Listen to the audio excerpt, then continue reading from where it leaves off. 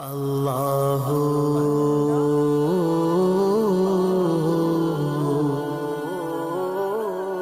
ہے تو پیارے بزرگوں اور دوستوں، قربان جائیں اللہ کی رحمت پر۔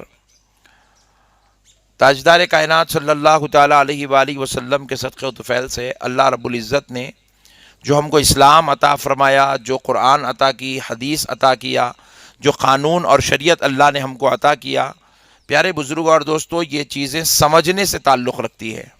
جتنا آپ اس کو سمجھتے جائیں گے انشاءاللہ تعالی اتنا ہی آپ کا ایمان مضبوط ہوتا جائے گا، اتنے ہی آپ کے اندر اللہ اور اس کے رسول کا قرب آئے گا، اتنا آپ کو اسلام سے محبت اور تعلیمات پر عمل کرنے کا جذبہ پیدا ہوگا۔ لیکن اگر آپ اس کو سمجھنا نہیں چاہیں گے، اس سے دور رہنا چاہیں گے، یا پھر چند جاہلوں کی صحبت اختیار کر لیں گے، تو پھر ہم دین سے محروم ہو جائیں گے، اس کی لذتوں سے محروم ہو جائیں گے، اور اس کی حقیقتوں سے ہم کبھی بھی فیض یابی حاصل نہیں کر سکیں گے۔ پیارے بزرگوں اور دوستو، میں نے جو آیت مبارکہ کا تلاوت کا شرف حاصل کیا، اللہ رب العزت ارشاد فرماتا ہے ان الشرک لظلم عظیم، کہ شرک ایک بہت بڑا گناہ ہے۔ شرک، بے شک شرک بہت بڑا گناہ ہے، ظلم عظیم بہت بڑا ظلم ہے۔ ظلم سے مراد یہاں بزرگوں نے گناہ بھی لکھا۔ پیارے بزرگوں اور دوستو، آپ ذرا غور کریں کہ یہ شرک ایک بہت بڑا گناہ ہے، اور شرک کرنے والا دائرہ اسلام سے خارج ہو جاتا ہے۔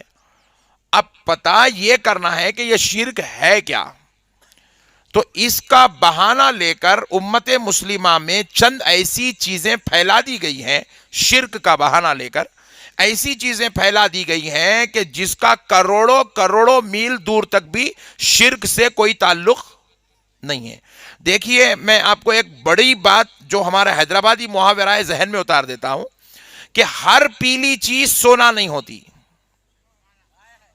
ہر پیلی چیز سونا نہیں ہوتی، اسی طرح ہر عمل شرک نہیں ہوتا، ہر عمل شرک نہیں ہوتا۔ اب ہمارے پاس کیا ہو گیا، جہالت کی وجہ سے بس جاہل لوگ تبلیغ کرنے نکل گئے، تو ہو گیا کیا، جہالت کی وجہ سے پھول ڈالے تو شرک، چادر چڑھائے تو شرک، ٹھہرے تو شرک، بیٹھے تو شرک، لیٹے تو شرک، کھائے تو شرک، پکائے تو شرک، آئے تو شرک، گئے تو شرک۔ میرے پیارے بزرگ اور دوستوں، تو شرک کو مکمل طور پہ بدنام کر دیا گیا کہ اب ہر پیلی چیز کو اتنا سونا سونا سونا بولا گیا، اصلی سونے کی قدر ختم ہی ہو گئی کہ اب سونا کونے پہچانا ہی نہیں جا رہا ہے۔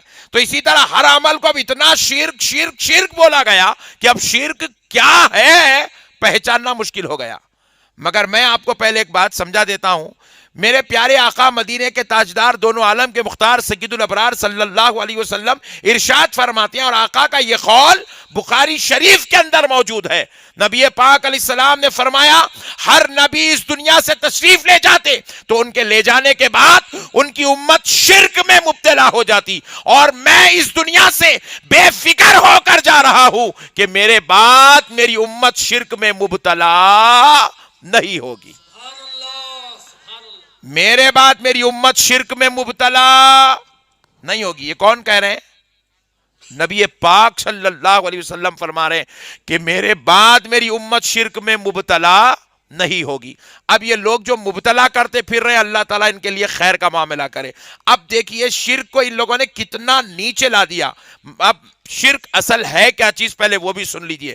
شرک صرف 3 قسم کا نام ہے، صرف 3 چیزوں کا نام شرک ہے۔ کیا؟ کسی کو اللہ کے برابر سمجھنا،